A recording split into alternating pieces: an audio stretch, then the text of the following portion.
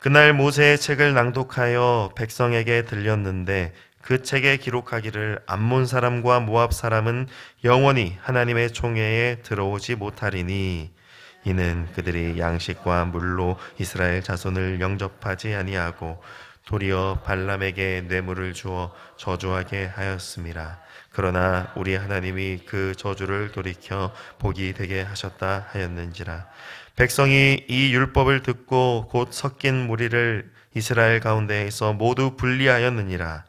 이전에 우리 하나님의 전에 방을 맡은 제사장 엘리야십이 도비야와 연락이 있었으므로 도비야를 위하여 한 큰 방을 만들었으니 그 방은 원래 소재물과 유향과 그릇과 또 레위 사람들과 노래하는 자들과 문지기들에게 11조로 주는 곡물과 새 포도주와 기름과 또 제사장들에게 주는 거제물을 두는 곳이라. 그때에는 내가 예루살렘에 있지 아니하였느니라. 바벨론 왕 아닥사스다 32년에 내가 왕에게 나아갔다가 며칠 후에 왕에게 말미를 청하고 예루살렘에 이르러서야 엘리야십이 도비야를 위하여 하나님의 전뜰에 방을 만든 악한 일을 안지라. 내가 심히 근심하여 도비야의 세간을 그 방 밖으로 다 내어 던지고 명령하여 그 방을 정결하게 하고 하나님의 전의 그릇과 소재물과 유향을 다시 그리로 들여 놓았느니라. 내가 또 알아본즉 레위 사람들이 받을 몫을 주지 아니하였으므로 그 직무를 행하는 레위 사람들과 노래하는 자들이 각각 자기 밭으로 도망하였기로 내가 모든 민장들을 꾸짖어 이르기를 하나님의 전이 어찌하여 버림바 되었느냐 하고 곧 레위 사람들을 불러 모아 다시 제자리에 세웠더니 이에 온 유다가 곡식과 새 포도주와 기름의 11조를 가져다가 곳간에 드림으로 내가 제사장 셀레미야와 서기관 사독과 레위 사람 브다야를 창고 지기로 삼고 mat다냐의 손자 삭굴의 아들 하난을 버금으로 삼았나니 이는 그들이 충직한 자로 인정됨이라. 그 직분은 형제들에게 분배하는 일이었느니라. 내 하나님이여 이 일로 말미암아 나를 기억하옵소서. 내 하나님의 전과 그 모든 직무를 위하여 내가 행한 선한 일을 도말하지 마옵소서. 아멘.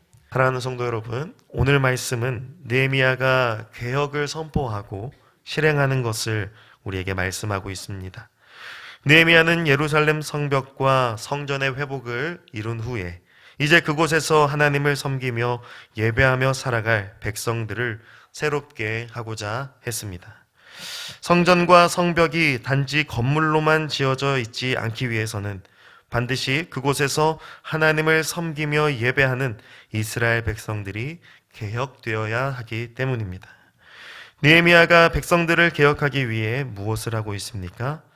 1절에서 3절 말씀을 보면 느헤미야가 모세의 책을 낭독하여 백성들에게 들려주었다라고 합니다. 느헤미야는 백성들을 개혁하기 위해 가장 먼저 모세의 책, 곧 하나님께서 모세에게 말씀하여 기록하게 하신 하나님의 말씀을 백성들에게 들려줍니다. 이것은 개혁을 위한 가장 중요하고 가장 우선되어야 하는 것이었습니다. 개혁은 단지 사람의 이념과 주장으로 되어지는 것이 아니라 반드시 하나님의 말씀으로부터 시작되어야 하며 하나님의 말씀대로 행해져야 합니다. 느헤미야는 그것을 알았기 때문에 백성들에게 하나님의 말씀인 모세 오경, 토라를 들려줍니다. 특별히 모세의 책 중에 일부분을 지정하여 말씀합니다. 그 말씀은 바로 암몬 사람과 모압 사람에 대한 말씀이었습니다. 암몬 사람과 모압 사람은 영원히 하나님의 총회에 들어오지 못하리니 이는 그들이 양식과 물로 이스라엘 자손을 영접하지 아니하고 도리어 발람에게 뇌물을 주어 저주하게 하였음이라. 그러나 우리 하나님이 그 저주를 돌이켜 복이 되게 하셨다 말씀합니다. 이 말씀은 모세 오경 중에 민수기에 나오는 발람의 축복과 저주에 대한 말씀입니다. 여호와 하나님께서는 객과 나그네와 고아에게 은혜를 베풀어 하나님의 백성으로 맞아들이라고 말씀하셨지만 특별히 암몬과 모압 사람들은 영원히 하나님의 총회에 들어오지 못할 것이라고 말씀하셨습니다. 그 이유는 바로 발람 사건 때문인데 그 사건은 암몬 모압 사람들이 광야길을 걷고 있는 이스라엘 백성들을 멸시하고 저주했기 때문입니다. 하나님의 백성을 저주하고 멸시하는 것은 곧 여호와 하나님을 저주하고 멸시하는 것과 같습니다. 그래서 그들은 결코 하나님의 총회에 들어오지 못하게 된 것입니다. 느헤미야가 선포한 이 민수기의 말씀을 들은 백성들이 자기들 가운데 섞여 있는 암몬 사람과 모압 사람들을 이스라엘 가운데서 모두 분리하여 냅니다. 하나님의 말씀대로 하나님 백성 공동체를 거룩하게 구별하는 일을 행하게 된 것입니다. 이렇게 암몬 모압 사람들을 분리하게 한 데에는 특별한 이유가 있었습니다. 달리 말하면 하나님께서 느헤미야를 통하여 이 민수기 말씀으로 특별히 발람 사건에 대한 본문 말씀을 선포하게 하신 그 이유가 있었다는 것입니다. 그 이유는 바로 오늘 본문 4절에서 9절 말씀입니다. 본문 4절에서 9절에 도비야라고 하는 인물이 또다시 느헤미야의 서에서 등장하며 언급됩니다. 도비야가 누구입니까? 그는 느헤미야 2장, 4장, 6장에서 등장하는 인물인데 바로 예루살렘 성과 성벽 공사를 방해하고 분노하며 회방 놓았던 자가 바로 도비야입니다. 그가 했던 말 중에 4장 3절의 말을 보면 그가 얼마나 예루살렘 성 재건을 싫어하고 미워했는지를 알 수 있습니다. 4장 3절은 이렇게 말씀합니다. 암몬 사람 도비야는 곁에 있다가 이르되 그들이 건축하는 돌 성벽은 여우가 올라가도 곧 무너지리라 하더라. 이 암몬 사람 도비야는 예루살렘 성 공사를 저주하고 멸시했습니다. 그런데 놀라운 것은 그가 바로 민수기 말씀에서 하나님의 총회에 들지 못할 것이라고 말씀한 암몬 사람이었다는 것입니다. 암몬 사람 도비야는 자신들의 조상이 광야에서 이스라엘 백성을 저주하고 멸시했던 것처럼 지금 예루살렘 성전 공사 현장에서도 동일하게 예루살렘 성을 향하여 저주와 멸시를 했던 것입니다. 그런데 오늘 본문은 그러한 암몬 사람 도비야를 위하여 제사장 엘리야십이 하나님의 전에 도비야를 위한 방을 만들었다라고 합니다. 하나님의 총회에 들지 못할 것이라 말씀하셨던 암몬 사람을 위하여 하나님의 성전에다가 방을 하나 내어 주었던 것입니다. 심지어 그 방은 원래 하나님께 드릴 소제물과 유향과 성전 그릇들과 또한 레위 사람들과 노래하는 자들과 문지기들에게 11조로 주는 곡물과 새 포도주와 기름, 또한 제사장들에게 주는 거제물을 두는 곳이었습니다. 다시 말해 하나님을 예배하기 위해 만들어진 방을 암몬 사람 도비야를 위하여 내어 주었다라는 것입니다. 이것은 하나님의 말씀에 의하면 결코 말이 안 되는 일이었습니다. 예루살렘 성전 재건을 저주하고 멸시했던 도비야가 지금 하나님의 성전에 방 하나를 자리 잡게 된 것입니다. 하필이면 이 일이 진행될 때 느헤미야는 예루살렘에 있지 아니했다라고 합니다. 느헤미야는 잠시 아닥사스다 왕에게 다녀오던 때였는데 그 틈을 타서 제사장 엘리야십이 도비야를 위해 하나님의 뜰에 방을 내어준 것입니다. 그러한 일에 대하여 본문 7절은 이렇게 평가합니다. 예루살렘에 이르러서야 엘리야십이 도비야를 위하여 하나님의 전뜰에 방을 만든 악한 일을 안지라. 즉 암몬 사람을 위해 성전에 방을 마련해 준 것은 하나님이 보시기에 악한 일이었다라는 것입니다. 왜 그렇습니까? 바로 그 일은 하나님의 말씀대로 행하지 않은 일이기 때문입니다. 제사장이라고 하는 사람이 하나님의 거룩한 전에 암몬 사람의 방을 마련한 일은 절대 하나님이 기뻐하시는 일이 아니며 하나님의 말씀에 합당한 일도 아니었습니다.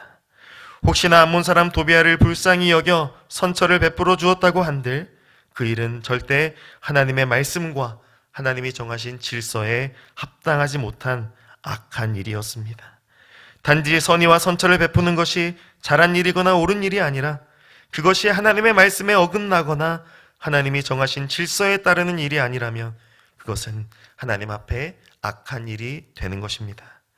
이 악한 일을 알게 된 느헤미야는 도비아의 세간을 그 방 밖으로 다 내어 던지고 그 방을 정결하게 하고 다시 그 방에 하나님의 성전 그릇과 소제물과 유향을 들여놓았습니다. 느헤미야는 하나님의 말씀에 입각하여서 단호하게 이 악한 일을 대처하고 처리했습니다. 이것이 곧 하나님 앞에 선하고 바른 일이었기 때문입니다. 개혁은 반드시 하나님의 말씀에 입각하여 이루어집니다. 사람의 사사로운 생각이나 개인적인 감정에 의해 이루어지는 것이 아니라 하나님이 말씀하신 대로 이루어집니다.